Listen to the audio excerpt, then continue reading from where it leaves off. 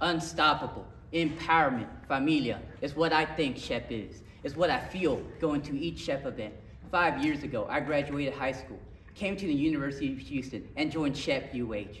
In those 5 years, I have been in many committees: SHPE Junior, Outreach, Mentorship, and Career Fair Committee.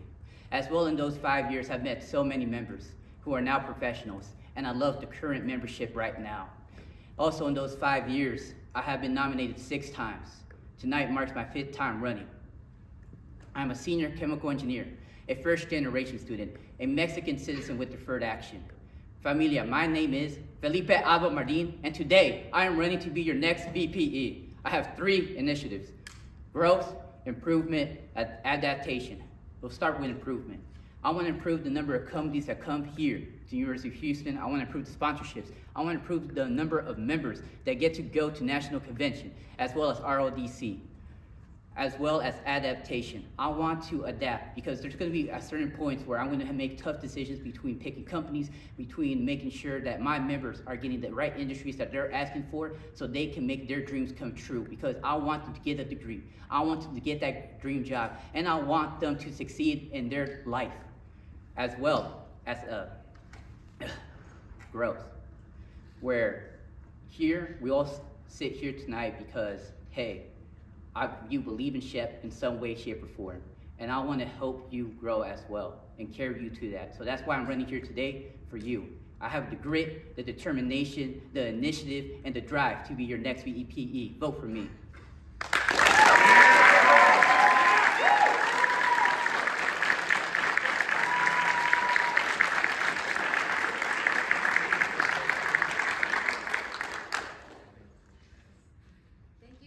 Felipe, for your speech. That was really inspiring. Thank you, Alyssa. My first question for you is, oftentimes our chairs will fill out the event tracker before companies can pick a day that they want. How will you ensure that both chairs and companies will get the days that they want and execute the events that they want for the semester? Great question, Alyssa. So the first events that are very prioritized are the career fair events. Why are those prioritized? Because we and NSBE are also involved. It's a 3 org versus 1 org type of situation, right? So those events will be going first into the calendar, right? Because we have to make the Career Center happy that those events are being prioritized, right? Those info sessions, so that's what networking, social, the resume critique. After that, right, we're gonna then put our general meetings, right? The GM, the most important event, right, of the month, right, has to get prioritized. I gotta work with chairs in understanding, hey, can it be a morning event, right? Or does it have to be an afternoon event? What day works for you? What day do we see more members coming out, right? Because more importantly, most of our members are commuters, right? We have to accommodate to our members and making sure that they're getting the events, that they're going to classes on time, and making sure that they're getting the proper necessity and services that we can provide as the chapter.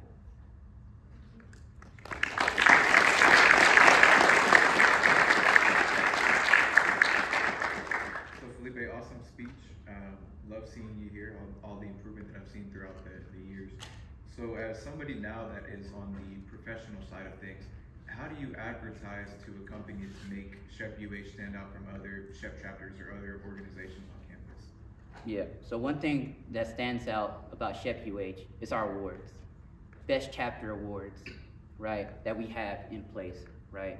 Our metrics prove that we've been the best, that we are academically driven, right? Communicating to companies, right, as you say, Jose, is what are you looking for in our members? How can I bridge the gap between you trying to buy my package so you can invest in us, be here with us, and know, hey, I'm about to get a person that's gonna work for my company, and can I get my members that industry that they want as well, right? Because it's a two-way street. Can my members relate to that industry? Can my members understand, hey, this is the dream way? Can I ask this company questions that are gonna be informative for me? So bridging that gap is definitely like, hey, this is what I provide for you. What can you provide for us, right? It's a two-way street conversation on emails, right? Communication is key in this position.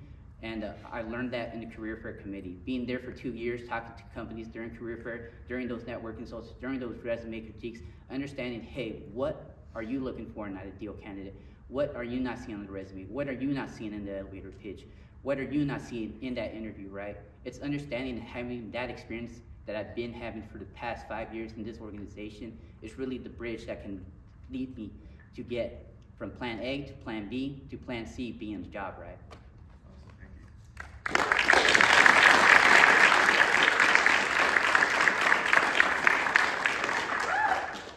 Felipe, awesome job. My question is, how will you nurture and maintain those relationships with company representatives rather than just sending them the sponsorship packet? Yeah, so just making sure that, hey, can I get a video call, right? Can we build a connection on saying, hey, this is who I am, this is what I offer.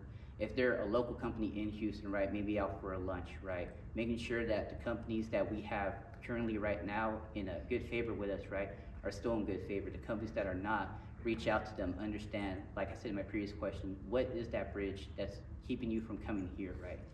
Is that member or members, right, understanding, hey, is this the industry that I want to go to? Can Felipe provide that for me, right? And in a way, I have to make sure and communicate in all aspects, hey, do me and you have a connection? If not, you know, how can we make that happen, right? And it's difficult conversations every day, right? Because sometimes you win a company, sometimes you don't, and you just have to keep moving forward with that, right? Rejection happens all the time, right? I've lost 4 different elections, right? So it's like, it's about resilience, right? Knowing how to persevere and knowing how to try to communicate to that person.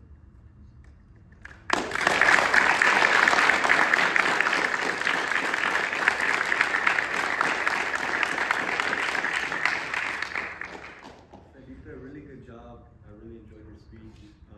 I'm coming to you with a good problem to have, right? Yeah. So with SHPE-UH, sometimes you have a lot of companies coming to you, and you have a limited, surprisingly, you do have a limited number of events that you can allocate different companies to. So how will you manage the relationship with 2 companies that are competing for the same event without burning any bridges?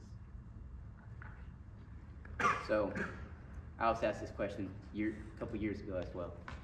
And it just be the event that they're looking for is like, okay, what my members are looking for is the company I'll prioritize for that certain event, depending on the event. Let's say it's a GM, right? So if my members want it, I'll give it to them, right? Because they'll get to ask questions. This is where they'll get most face. Now to the other company, what I'll tell them is, hey, we can't get you this time. But in terms of, I'll give you another event, and then we'll see how that event grows, and we'll make sure to promote it as best as possible, right? As we've been doing social media lately, right? We've been promoting, we've been kicking it off with memes, right? It's understanding, hey, can our members get hyped up, right, for this company? And making sure that the company's coming in, hey, can they teach my members something, right, in the industry, right? Something informative that can get my members out, right? It's all about that leverage on what can my members gain and how can I get that company that retention of membership.